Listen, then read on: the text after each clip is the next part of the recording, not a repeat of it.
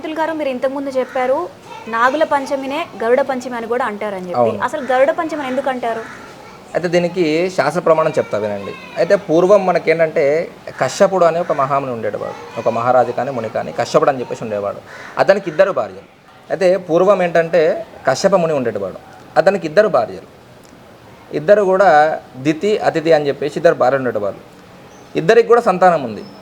అయితే ఆ సంతానం ఎలాగంటే ఒకరి సంతానం వచ్చేసి నాగులు, ఇంకొకరి సంతానం వచ్చేసి గరుత్మంతుడు.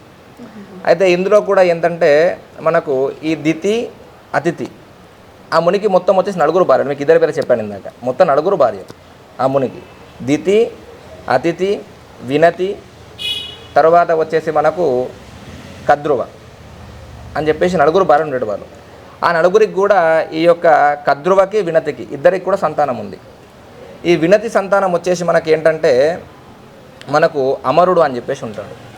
అమరుడు, గరుత్మంతుడు ఇద్దరు కూడా వెంటి సంతానం. ఈ గరుత్మంతుడు ఏంటంటే మనకు తెలిసిన విషయమే, శ్రీ మహావిష్ణువు యొక్క వాహనం అని చెప్పేసి. తర్వాత ఈ వినుడు వచ్చేసి ఏం చేస్తాడంటే మనకు సూర్య భగవానుడి యొక్క రథసారథి, రథాన్ని నడిపేవాడు అన్నమాట. ఆ తర్వాత ఎవరైతే కద్రువ ఉందో ఈ కద్రువ కూడా సంతానం ఉంది. ఆ సంతానం మొత్తం నాగుపాములే అన్నమాట. అయితే ఈ యొక్క ముని అందరూ కూడా ఏం చేస్తారంటే ఈ వినతి యొక్క సంతానము చాలా అందంగా ఉంది, మంచిగా ఉన్నారని చెప్పేసి బాగా ప్రేమ చూపిస్తూ ఉంటారు. ఎంత అయినా కానీ ఇద్దరు కూడా యారాలు అవుతారు, అంటే అక్క చెల్లెళ్ళు అవుతారు. వరుసకి ఒకటే భర్త కాబట్టి అక్క చెల్లెళ్ళు అవుతారు. ఈ కద్రువకి ఏంటంటే ఒక మనసులో ఒక చిన్న చెడుబుద్ధి చోరుపడుతుంది.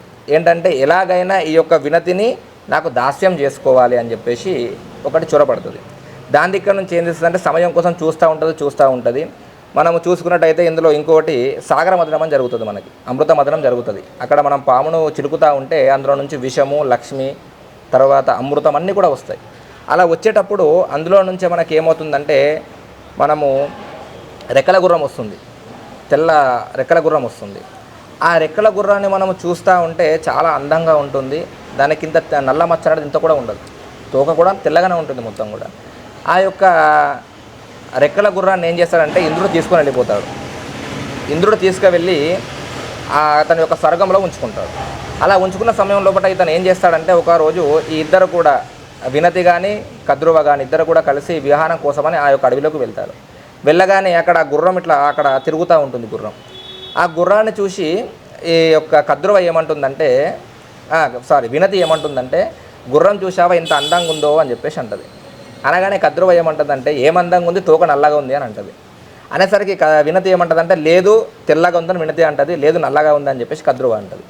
అనేసరికి ఈ యొక్క కద్రువ ఏమంటుందంటే రేపు ఇదే సమయానికి మనం ఇక్కడికి వద్దాం, మనకు మళ్ళీ ఆ యొక్క గుర్రం కనబడుతుంది. కనబడ్డప్పుడు దాని తోక నల్లగా ఉంటే నువ్వు నాకు దాస్యం చేయాలి, తెల్లగా ఉంటే నేను నీకు దాస్యం అవుతా అని చెప్పి చెప్తుంది. చెప్పగానే షరతు పెట్టుకొని సరే అని చెప్పేసి వారి యొక్క ఇంటికి వెళ్ళిపోవడం జరుగుతుంది. వెళ్ళిన తర్వాత మరునాడు వచ్చేసరికి ఈ యొక్క కద్రువ ఏం చేస్తుందంటే ఆల్రెడీ కద్రువ మనసులో ఉంది ఏమని, వినతిని మనము దాస్యం చేసుకోవాలని చెప్పేసి ఉంది.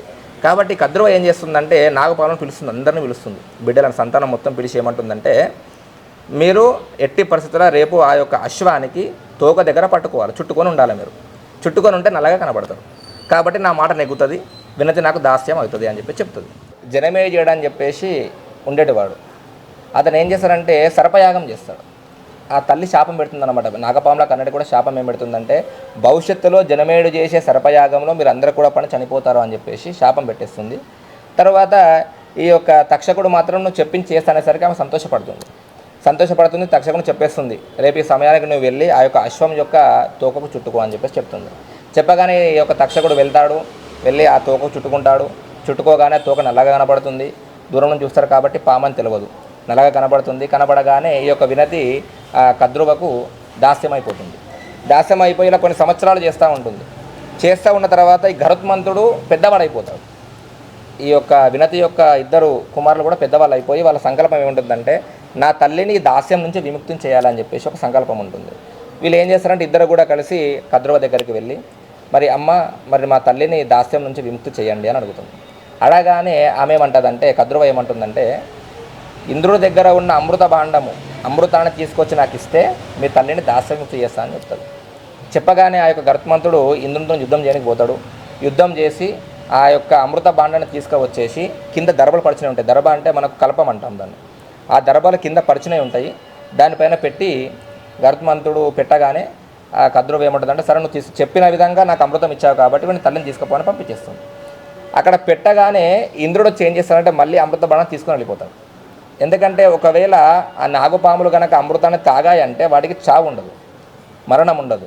మరణం ఉండకపోతే ఏమైపోతుందంటే అవి మనుషుల కంటే ఎక్కువ విరిగిపోతాయి. పాములు, సర్పాలు పెరిగిపోయిన తర్వాత మనుషులను భూమిపైన బతకనివ్వకుండా ఆగమాగం చేస్తాయి, అల్లకల్లోలం చేస్తాయి అని చెప్పేసి ఒక ఉద్దేశంతో ఆ యొక్క ఇంద్రుడు మళ్ళీ అమృత బాండాన్ని తీసుకొని స్వర్గానికి వెళ్ళిపోతాడు. అయితే ఈ పాములన్నీ కూడా అక్కడ చేరుకుంటాయి. మళ్ళీ చేరుకొని ఏం చేస్తాయంటే ఏదైనా ఒక చుక్క 2 చుక్కలు ఆ దర్భ మీద పడ్డాయేమో అని చెప్పేసి వచ్చి నాలుకతోనే దర్భ నాకుతూ ఉంటాయి. ఆ పాములన్నీ కూడా నాకుతూ ఉంటే ఆ దర్భ ఎలా ఉంటుందంటే సువ్వగా ఉంటుంది. మొదళ్ళు కొనలు ఏవైతే ఉంటాయో పైన ఆ భాగం కొద్దిగా దర్భ సువ్వగా ఉంటుంది. ఈవెన్ మనం ఇప్పుడు చేతికి ఇట్లానే తెగుతుంది అన్నమాట, చాలా షార్ప్ ఉంటాయి అవి. నాకేసరికి ఏమవుతుందంటే వాటి నాలిక చీరిపోతుంది. నాలిక చీరిపోయి అందుకే అప్పటి నుంచే మనకు పాములకు బయటికి తీయగానే చూస్తే 2 నాలుకలు ఉంటాయి, లోపల ఒకటే ఉంటుంది, బయటకు రండి 2 అయిపోతాయి. దానికి కారణం ఇదే అన్నమాట. ఆ దర్భను నాకడం వల్ల తెగడం వల్ల 2 నాకలు అయిపోయినాయి పాములకి. ఆ విధంగా జరుగుతూ ఉంటుంది. తర్వాత మరి ఒక శాస్త్రం ఏమని చెప్తుందంటే మనకి ఈ గరుత్మంతుడు ఈ నాగుపాములు ఈ 2 కూడా ఏంటంటే అక్క తమ్ముళ్ళ పిల్లలు అవుతాయి, అక్క చెల్లెల పిల్లలు అవుతారు. అంటే చిన్నమ్మ పెద్దమ్మ పిల్లలు అవుతారు. సో ఇద్దరు కూడా ఎప్పటికున్నా పాలోళ్ళే, మన భాషలో మాట్లాడితే పాలోళ్ళు అని చెప్పేసి అంటాం. వీళ్ళిద్దరు కూడా గొడవ పడుతూ ఉంటారు, యుద్ధం చేస్తారు. యుద్ధం చేసేటప్పుడు ఏమవుతుందంటే ఈ యొక్క మన నాగుపాములు గెలుస్తాయి అన్నమాట. నాగుపాములు గెలుస్తాయి యుద్ధంలో. నాగుపాములు గెలిచిన తర్వాత నాగుపాములు ఏమంటాయంటే ఈ యుద్ధంలో మాకు విజయానికి చిహ్నంగా మేము నీ కంఠంలో ఉంటాము అని చెప్పేసి అంటుంది. అనేసరికి గరుత్మంతుడు సరే అంటాడు. అందుకే మనం బయట కొన్ని గుళ్ళల్లో చూస్తే, ముఖ్యంగా వైష్ణవ దేవాలయాల్లో చూసుకున్నట్టయితే కొన్ని గుళ్ళల్లో గరుత్మంతుని మెడలో నాగుపాము చుట్టుకొని ఉండడం కూడా మనం గమనిస్తూ ఉంటాం. ఆ గరుత్మంతుడు తన తల్లికి దాస్య విముక్తి చేసిన రోజునే మనం నాగపంచమి జరుపుకుంటాం. గరుత్మంతుడు చేశాడు కాబట్టి ఆ యొక్క కథకి గరుత్మంతుడికి సంబంధం ఉంది కాబట్టి దానిని మనం గరుడ పంచమని కూడా జరుపుకోవడం జరుగుతుంది.